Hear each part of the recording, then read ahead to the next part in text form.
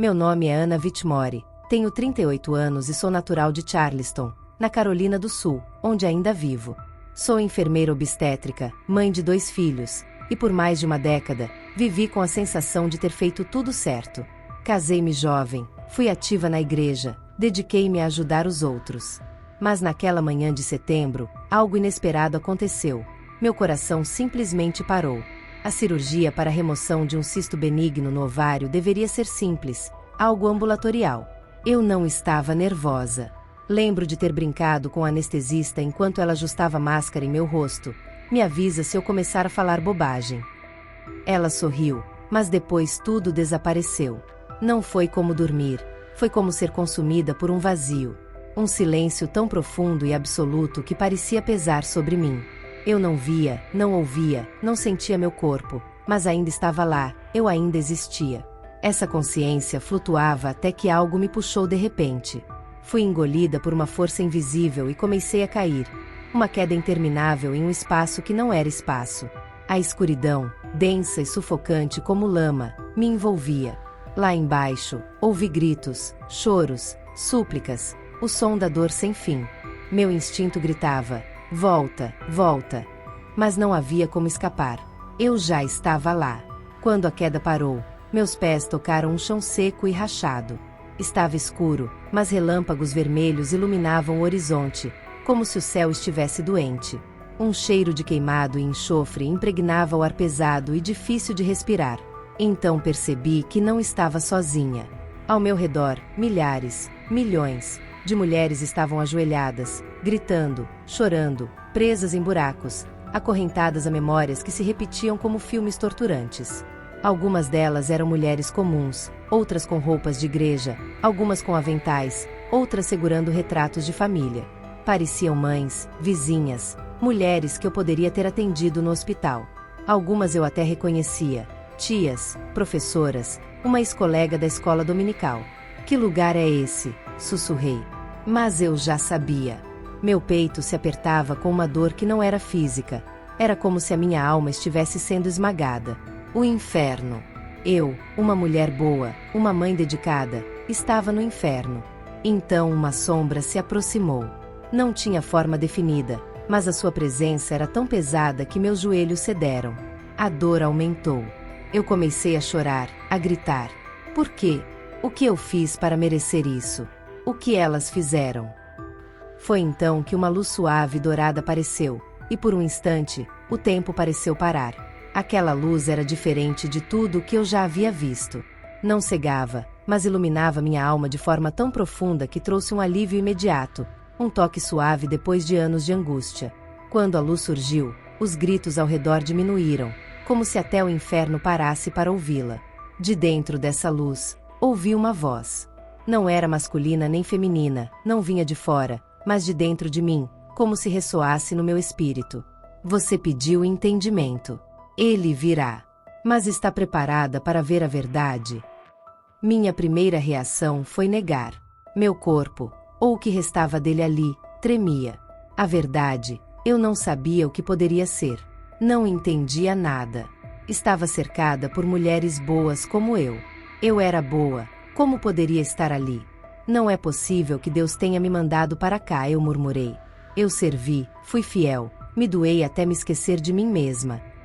A luz permaneceu em silêncio por um momento e então se expandiu, como se as paredes da realidade se abrissem diante de mim. Surgiu uma tela viva no ar, na qual vi flashes de vidas que não eram minhas, mas de mulheres de épocas diferentes, todas com padrão, submissas, silenciosas, dominadas pela culpa, sempre se anulando por maridos, filhos, igrejas e comunidades.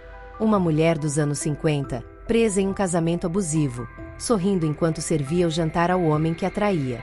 Outra vestindo um avental, limpando o altar da igreja que a impedia de pregar. Outra ainda jovem, sufocando seus sonhos por medo de parecer orgulhosa demais. Eu reconhecia aquelas dores.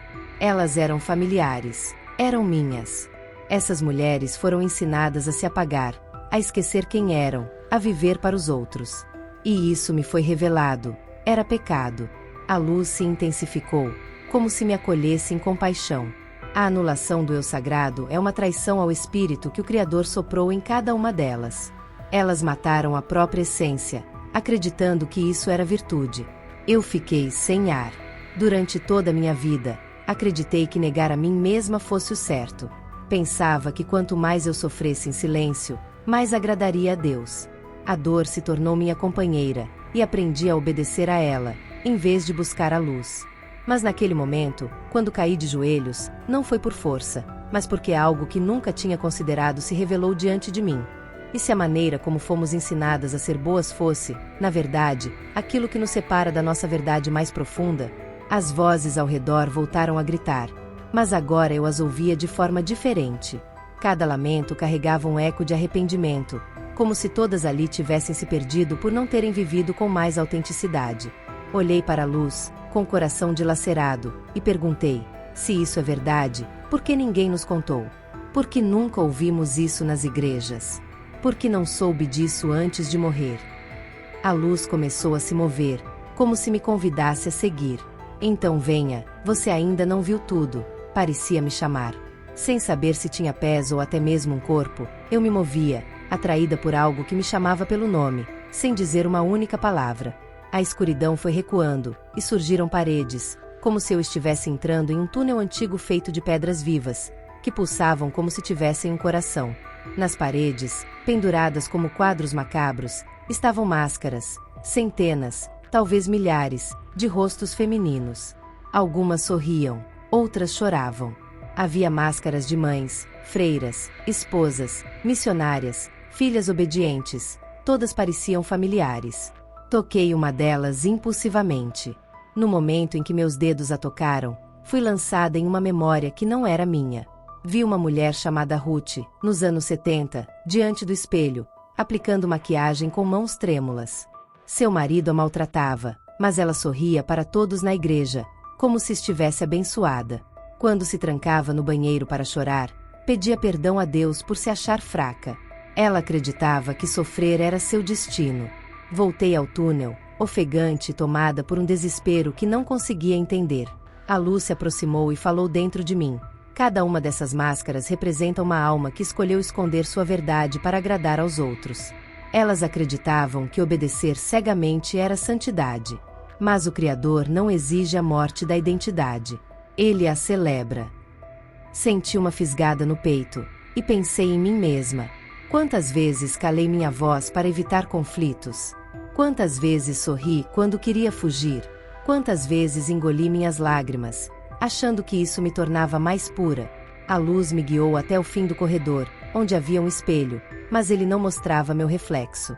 Ele refletia todas as versões que fui forçada a representar. A esposa perfeita, a crente exemplar, a mãe incansável. Nenhuma dessas versões era verdadeira. Nenhuma era completa. Comecei a chorar. Mas eu só queria fazer o bem, eu disse. Eu não queria errar. A luz respondeu: o bem não é submissão. O bem é verdade. E a verdade que é sufocada se torna doença da alma. Então a luz me mostrou algo que nunca esquecerei. Uma chama pequena, tímida, mas brilhante, dentro do meu peito. Era minha essência, quem eu fui antes de tentar agradar a todos, antes das culpas, antes das máscaras. A chama tremia, estava fraca, mas ainda viva. Por que me trouxeram aqui? Perguntei. Eu não entendo. Se sou culpada, por que me mostram tudo isso? A luz silenciou e apontou para uma nova porta que surgia na parede. Porque você ainda tem escolha. Mas primeiro, precisa saber o que aconteceu com elas. Com o coração disparado, dei um passo à frente e atravessei a porta, como quem mergulha em uma ferida aberta. O espaço à minha frente era vasto e circular, com colunas retorcidas feitas de dor condensada. No centro, havia um poço, não de água, mas de memórias. As bordas pulsavam como carne viva, e sons escapavam de lá. Suspiros, orações desesperadas, gritos abafados. A luz me envolveu, como um abraço invisível. Onde estamos? Minha pergunta saiu num sussurro, como se falar alto fosse proibido ali, no coração da culpa. Foi então que as mulheres começaram a aparecer. Uma a uma, surgiram ao redor do poço. Fantasmas de si mesmas. Algumas tinham os olhos inchados de tanto chorar, outras olhavam para o nada, como se tivessem perdido qualquer esperança de redenção. Algumas usavam roupas antigas, outras pareciam mais modernas, mas todas carregavam correntes invisíveis nos pulsos, tornozelos e gargantas. Foi a corrente na garganta que me chamou a atenção. Por que elas não conseguem falar? Perguntei. A luz respondeu, porque passaram a vida inteira calando a própria verdade. Agora não sabem mais como gritar. Uma mulher se aproximou de mim. Tinha cerca de 60 anos, pele morena, olhos cansados. Quando me encarou, percebi que ela estava tentando dizer algo. Sua boca se movia, mas nenhum som saía. Me ajoelhei diante dela, sentindo uma urgência inexplicável. Você quer me contar o que aconteceu com você? Perguntei. Ela assentiu. A luz tocou a corrente em sua garganta, e por um momento, ela se desfez. Então eu a ouvi. Ela se chamava Dolores. Era mexicana, criada em um vilarejo católico, e desde pequena foi ensinada que seu valor estava em servir e obedecer. Casou-se com um homem cruel que a isolou da família e de seus sonhos. Quando pensava em reagir, ouvia a voz do padre: Deus abençoa a mulher submissa. Dolores viveu e morreu acreditando que se sacrificar era o caminho para o céu, mas estava ali. Eu fiz tudo certo, ela sussurrou. Fui fiel. Aguentei tudo em nome do amor. Porque Deus me rejeitou. A luz foi clara. O amor que exige anulação é prisão, não sagrado. Essas palavras cortaram fundo, não só nela, mas em mim também. Era como se cada frase desmontasse uma estrutura interna que eu nem sabia que existia. Quantas vezes eu pensei igual a Dolores? Quantas vezes aceitei o fardo da dor como parte do plano divino? Mais mulheres começaram a se aproximar, formando um círculo ao nosso redor. Algumas tentavam gritar, outras seguravam cruzes, fotos de filhos, alianças. Seus olhos suplicavam por respostas. Todas essas mulheres foram enganadas? Perguntei. A luz respondeu: não. Elas foram moldadas pelo medo, pelo controle, por estruturas que usaram o nome de Deus para calar vozes que poderiam mudar o mundo. Senti raiva pela primeira vez. Mas isso não é justo. Como Deus pode permitir isso? A luz se encolheu, e em seu lugar, outra presença começou a se formar. Escura, fria, sedutora. Talvez porque aquele nunca tenha sido o plano dele. A presença que se revelou era bem diferente da luz. Ela não vinha para acolher, mas para seduzir e convencer.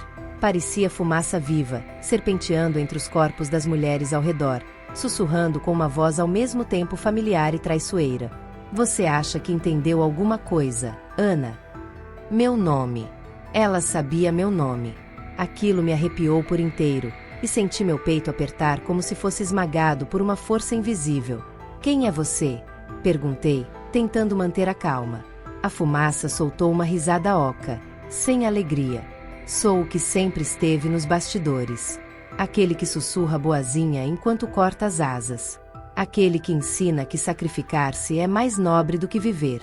Sou o criador das correntes que elas mesmas pediram para usar. A presença se aproximou do meu rosto.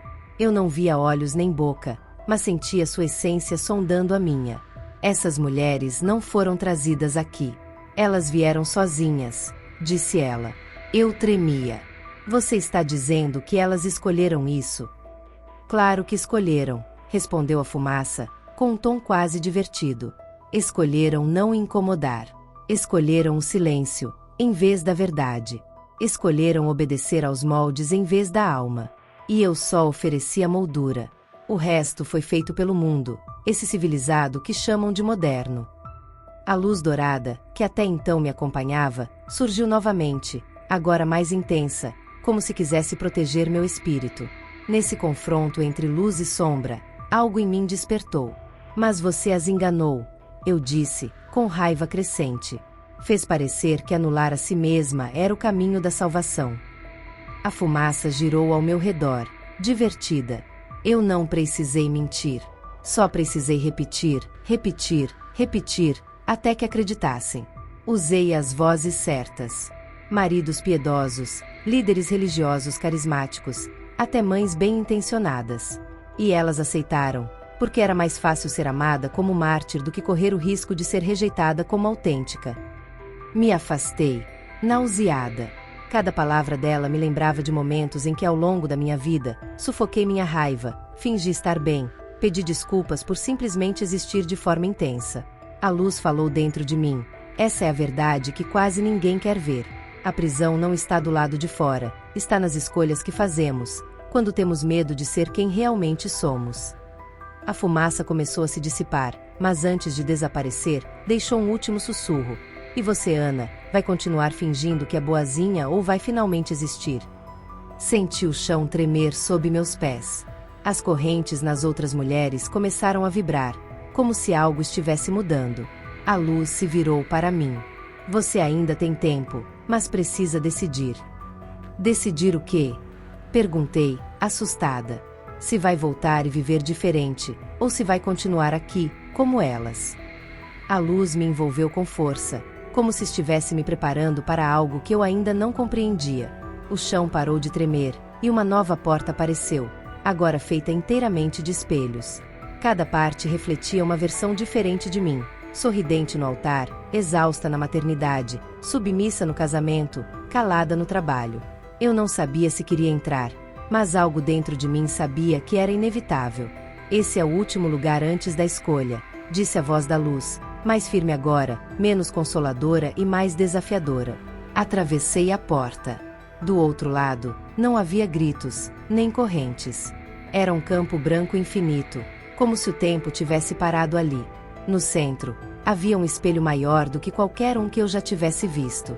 Não era feito de vidro, mas de verdade. Quando me aproximei, o que vi não foi meu rosto, mas minha história.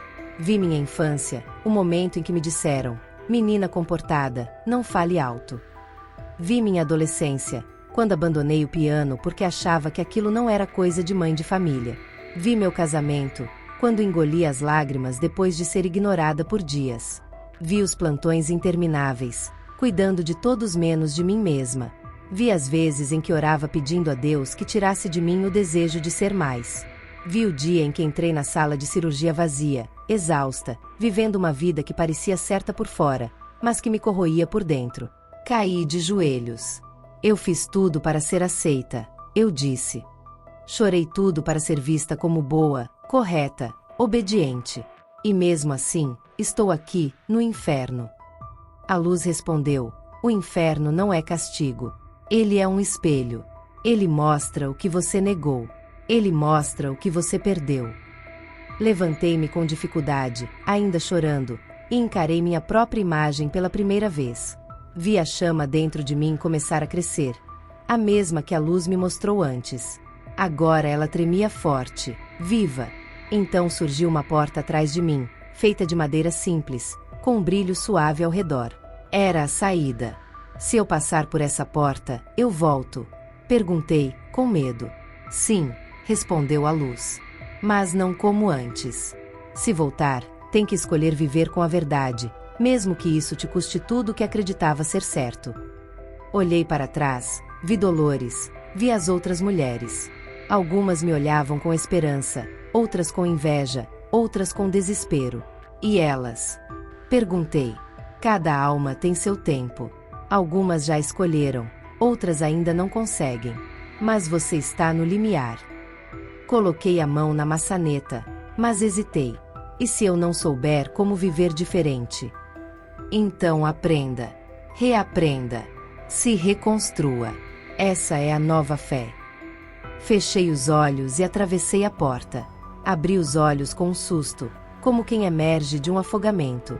Meu corpo inteiro tremia, e a primeira coisa que senti foi dor. Não a dor física da cirurgia, mas algo mais profundo, como se minha alma estivesse tentando se ajustar de volta à carne. Ouvi vozes apressadas ao redor, máquinas apitando. Estava na sala de recuperação. Uma enfermeira gritou por um médico. Rostos, máscaras, a anestesista, o cirurgião, todos pareciam aliviados. Milagre, alguém murmurou. Mas eu não senti milagre algum. Senti peso, senti verdade e senti medo. Porque eu sabia que tinha voltado com conhecimento que ninguém ao meu redor conseguiria entender. E o pior, muitos não queriam entender. Fui transferida para o quarto. Horas depois, meus familiares estavam lá. meu marido, David, meus filhos. Eles estavam felizes, me abraçavam e diziam que quase me perderam, que foi por pouco, mas havia algo entre nós. Era como um véu, uma distância que antes não existia. Eu os olhava e pensava, quanto de mim eu já deixei para trás, quanto já sacrifiquei para manter esse papel. Na primeira noite sozinha no quarto, chorei, mas não de gratidão. Era pânico, uma angústia profunda. Como eu voltaria àquela vida? Como conseguiria olhar para tudo que construí sem ver as correntes? Toquei meu próprio rosto, como se tentasse garantir que ainda era eu, mas algo havia mudado. Eu me sentia mais inteira, e ao mesmo tempo, mais exposta. Uma enfermeira entrou, e por reflexo, agradeci, obrigada por cuidar de mim. Ela respondeu, imagina, é minha obrigação. Mas quando ela disse isso, algo ressoou dentro de mim, como um sussurro da luz. Obrigação não é amor. Sacrifício não é santidade. Silêncio não é virtude. Fiquei olhando para o teto por horas, e foi ali que percebi. A experiência não terminou com a minha volta. Ela só havia começado.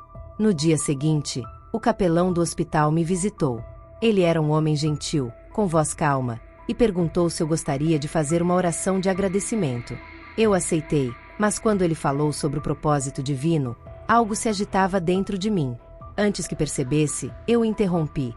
Você acredita que Deus quer que uma mulher se anule a vida inteira em nome dos outros? Ele me olhou, surpreso, e perguntou, depende do que você quer dizer com se anular. Respirei fundo e respondi, desistir dos próprios sonhos, do próprio nome, da própria voz. Viver sufocando a verdade para manter as aparências. Isso é virtude ou prisão? Ele ficou em silêncio por alguns segundos e então disse, você passou por algo grande, não é? Eu assenti, com os olhos marejados. Sim, e ainda não sei como contar. Mas sei que preciso contar. Sei que se me calar, essa chama que começou a crescer dentro de mim vai morrer de novo, e eu não voltarei àquele lugar. Receber alta foi estranho. Do lado de fora, tudo parecia normal. Assinei papéis, vesti a roupa que David trouxe, sorri para os enfermeiros. Mas por dentro, parecia que o hospital me expulsava de volta para uma realidade que já não me cabia. A mesma casa, os mesmos cheiros, os mesmos móveis, mas eu não era mais a mesma. Isso se tornou evidente rapidamente.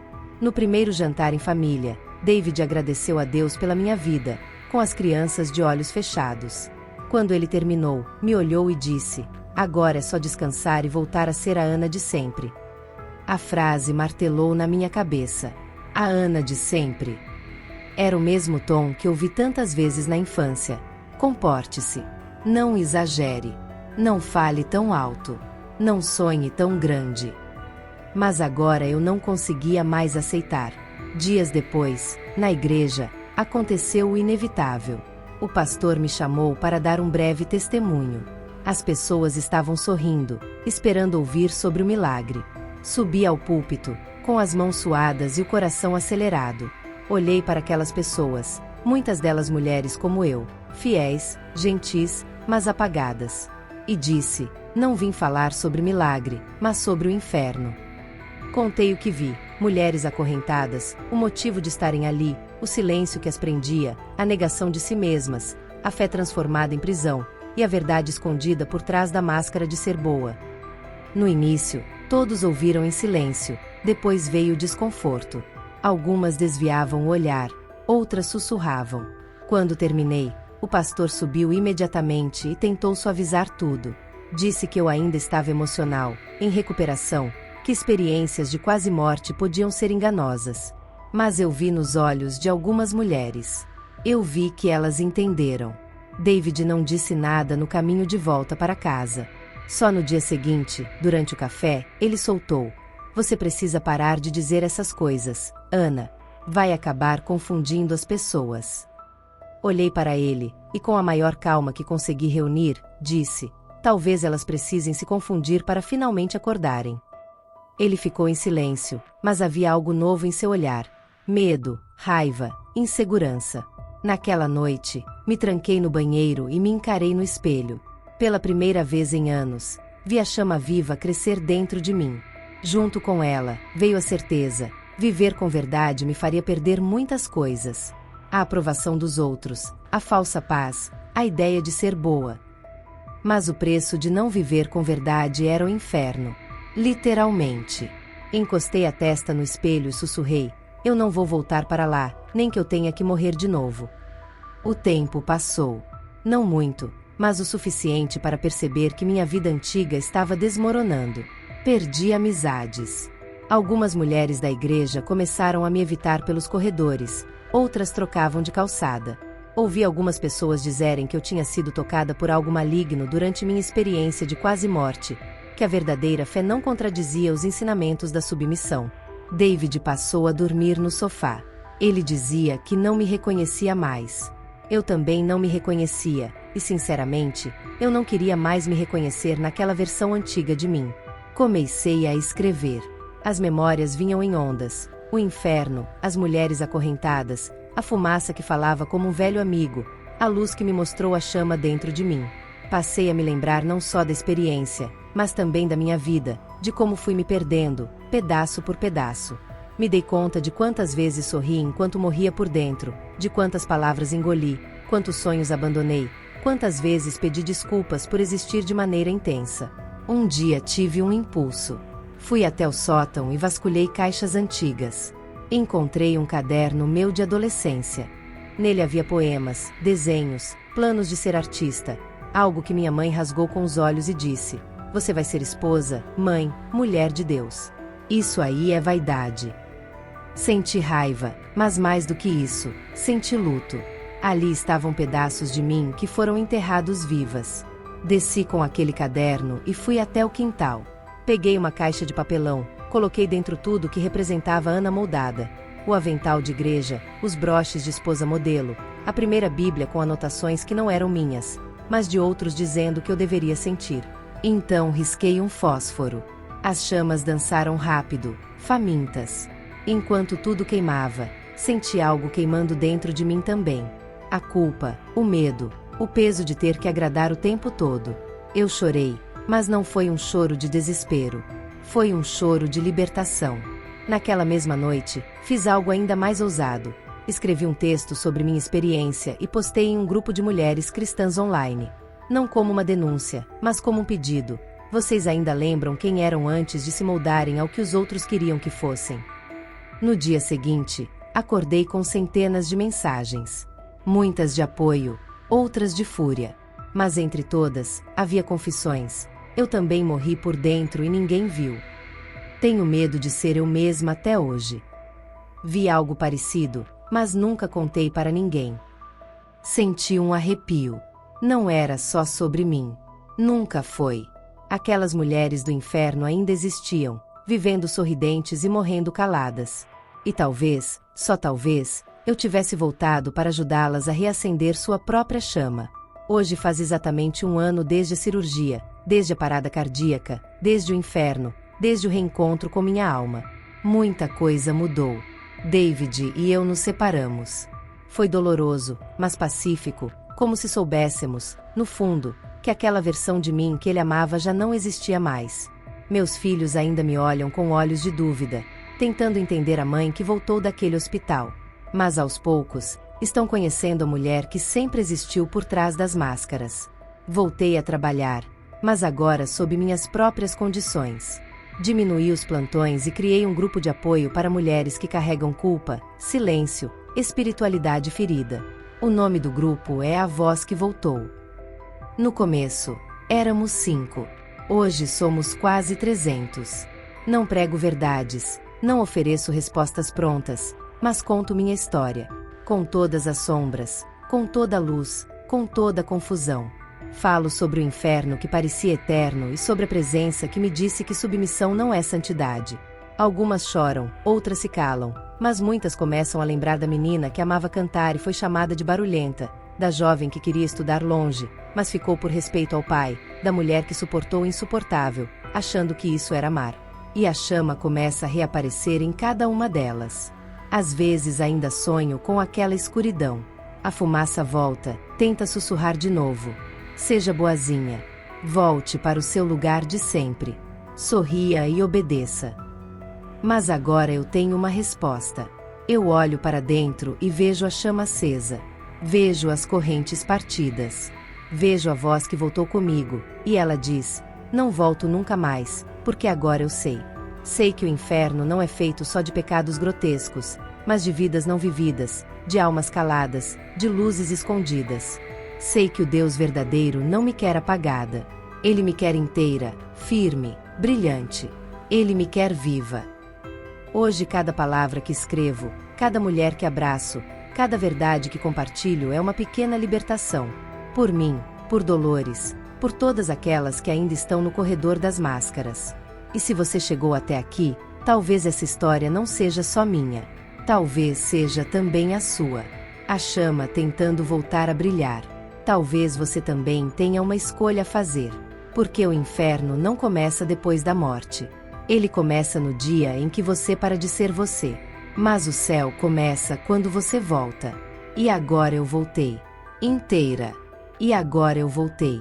Muito obrigada por assistir até aqui. Não se esqueça de se inscrever no canal e ativar as notificações para não perder nenhum testemunho. Nos vemos no próximo vídeo.